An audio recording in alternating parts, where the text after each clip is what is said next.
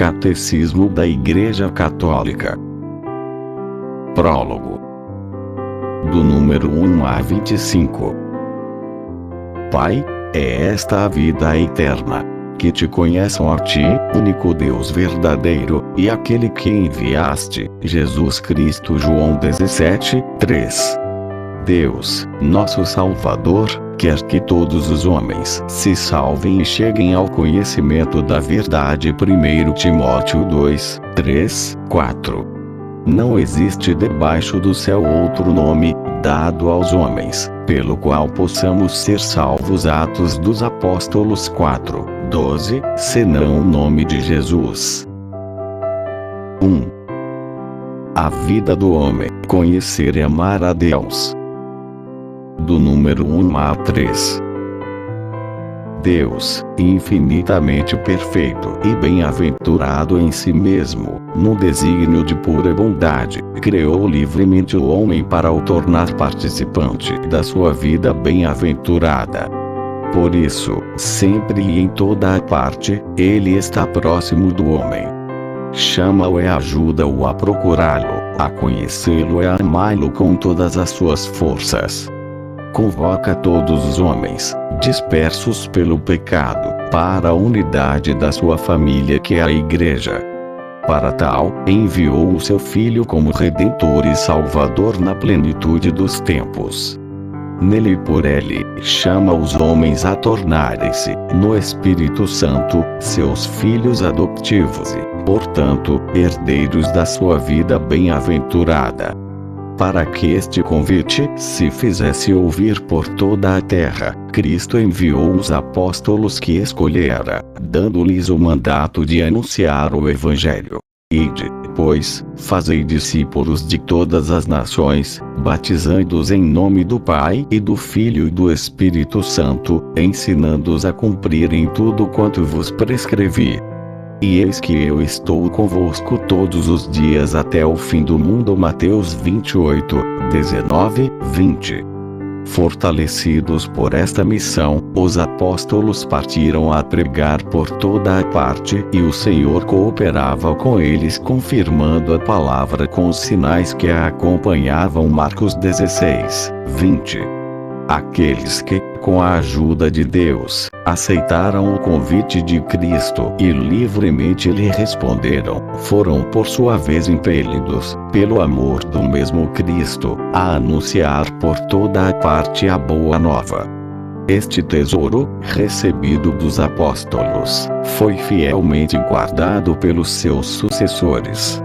Todos os fiéis de Cristo são chamados a transmiti-lo de geração em geração, anunciando a fé, vivendo-a em partilha fraterna e celebrando-a na liturgia e na oração. 2. Transmitir a fé, a catequese. Do número 3 a 10. Bem cedo se chamou catequese ao conjunto de esforços empreendidos na Igreja para fazer discípulos, para ajudar os homens a acreditar que Jesus é o Filho de Deus, a fim de, pela fé, terem vida em seu nome, e para os educar e instruir nessa vida, construindo assim o corpo de Cristo. A catequese é uma educação da fé das crianças, dos jovens e dos adultos, que compreende especialmente o ensino da doutrina cristã, ministrado em geral do modo orgânico e sistemático, em ordem à iniciação na plenitude da vida cristã. Sem se confundir com eles, a catequese articula-se com um certo número de elementos da missão pastoral da Igreja que tem um aspecto catequético, preparam para a catequese ou dela derivam: o primeiro, anúncio do Evangelho ou pregação missionária, para suscitar a fé, a busca das razões de acreditar, a experiência da vida cristã, a celebração dos sacramentos, a integração na comunidade eclesial, o testemunho apostólico e missionário. A catequese está intimamente ligada a toda a vida da Igreja. dependem essencialmente dela não só a expansão geográfica e o crescimento numérico, mas também, e muito mais ainda, o crescimento interior da Igreja e a sua conformidade com o desígnio de Deus. Os períodos de renovação da Igreja são também tempos fortes de catequese. Assim, na grande época dos padres da Igreja, vemos santos bispos consagrarem parte importante do seu ministério à catequese, como por exemplo São Cirilo de Jerusalém, São João Crisóstomo, Santo Ambrósio, Santo Agostinho e tantos outros padres, cujas obras catequéticas continuam a ser modelo. O ministério da catequese vai buscar energias sempre novas aos concílios. O Concílio de Trento constitui, a este respeito, um exemplo a sublinhar. Nas suas constituições e decretos, deu prioridade à catequese. Está na origem do catecismo romano, que tem o seu nome e que constitui um trabalho de primeira ordem como compêndio da doutrina cristã. Fez nascer na Igreja uma organização notável da catequese. E, graças a santos bispos e teólogos, como São Pedro Canísio, São Carlos Borromeo, São Toribio de Mogrovejo e São Roberto Bellarmino, levou à publicação de numerosos catecismos. Não admira, pois, que, na sequência do Segundo Concílio do Vaticano, que o Papa Paulo VI considerava como o grande catecismo dos tempos modernos, a catequese da Igreja tenha de novo chamado a atenção. O Diretório Catequético Geral, de 1971, as sessões do Sínodo dos Bispos, consagradas à evangelização, 1974, e à catequese, 1977.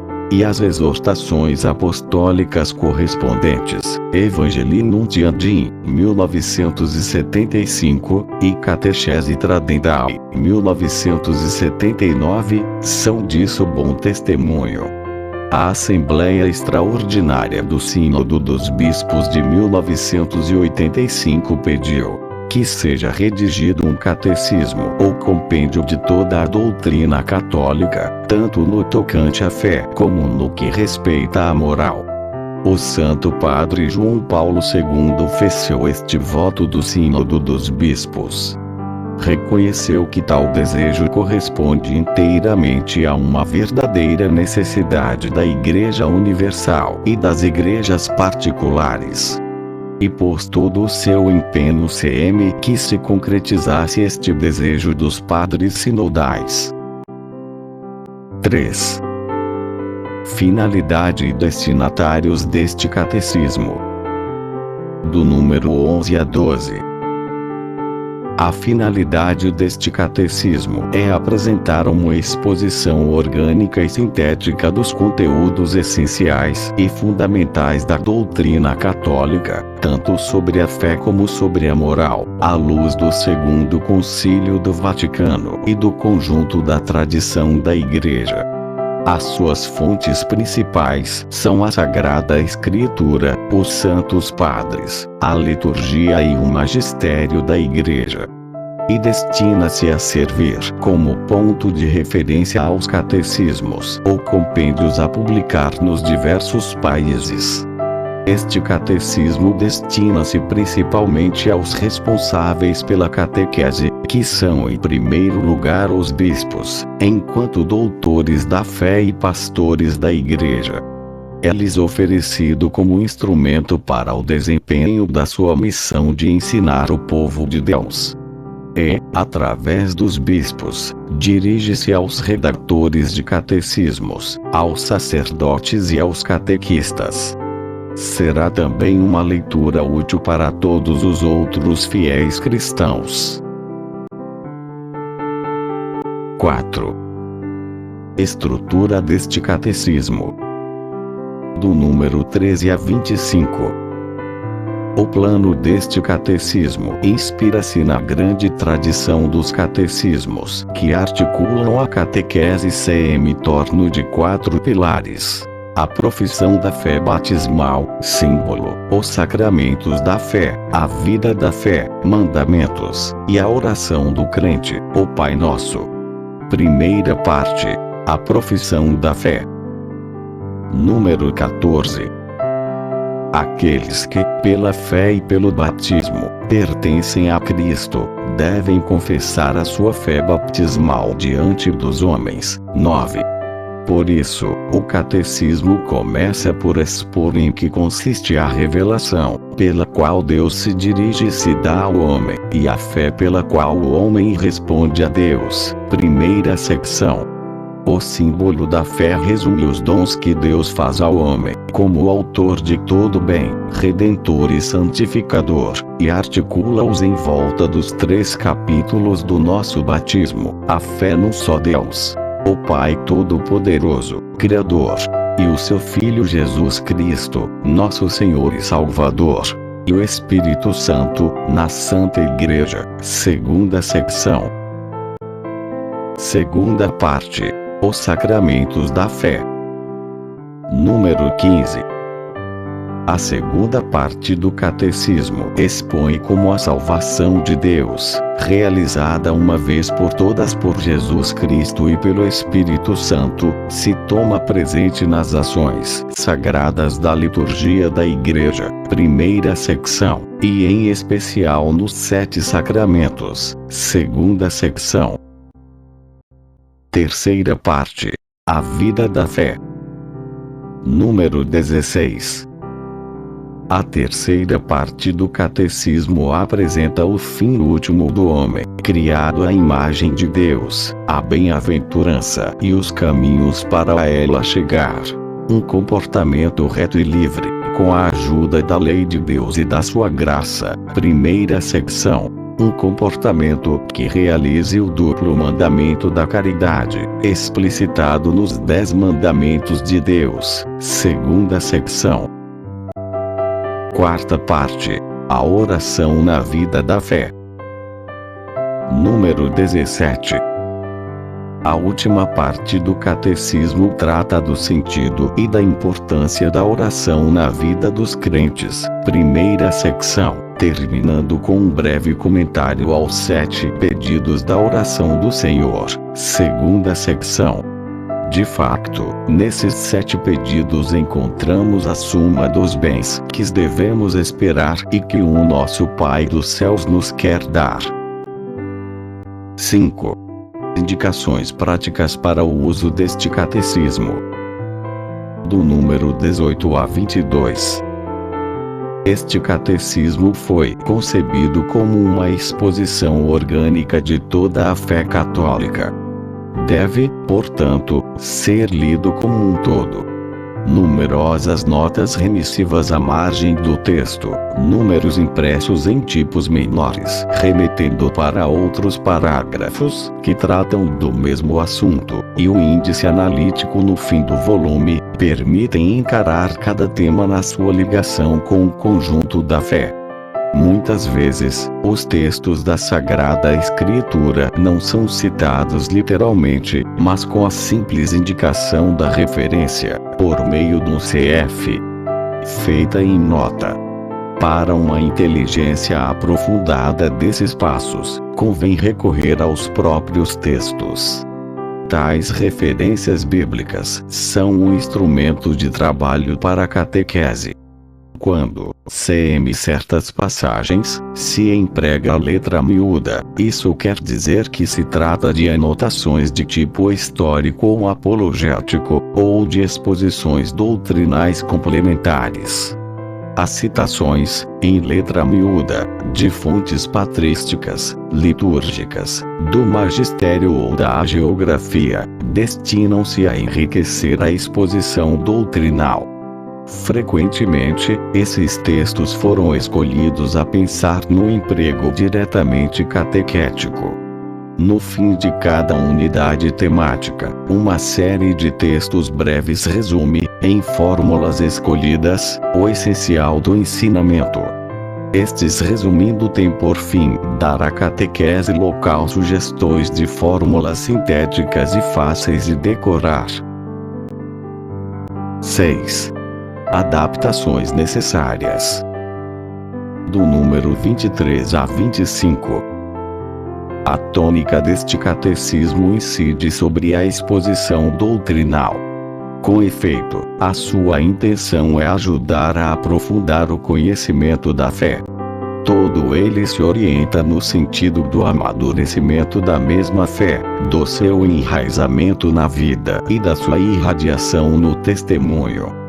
Pela sua própria finalidade, este catecismo não se propõe realizar as adaptações da exposição e dos métodos catequéticos, exigidas pelas diferenças de culturas, idades, maturidade espiritual, situações sociais e eclesiais daqueles a quem a catequese se dirige. Essas indispensáveis adaptações pertencem aos catecismos apropriados e, sobretudo, àqueles que ministram o ensino aos fiéis. Aquele que ensina deve fazer-se tudo para todos. 1 Coríntios 9, 22, para a todos atrair a Jesus Cristo.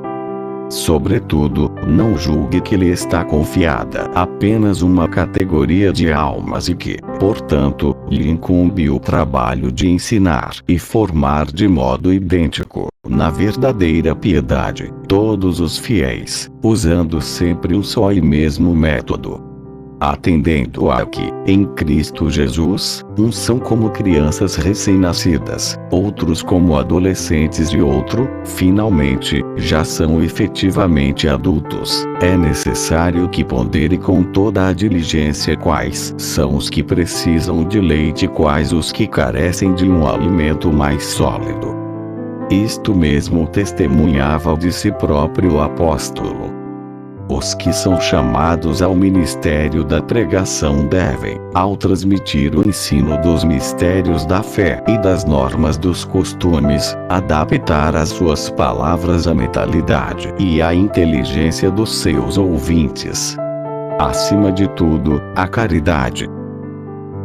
A concluir esta apresentação, é oportuno lembrar este princípio pastoral enunciado pelo Catecismo Romano. Este é sem dúvida o caminho melhor, que o mesmo apóstolo seguia quando fundamentava a sua doutrina e ensino na caridade que não acaba nunca. A finalidade da doutrina e do ensino deve fixar-se toda no amor, que não acaba. Podemos expor muito bem o que se deve crer, esperar ou fazer, mas, sobretudo, devemos pôr sempre em evidência o amor de nosso Senhor, de modo que cada qual compreenda que qualquer ato de virtude perfeitamente cristão não tem outra origem nem outro fim senão o amor.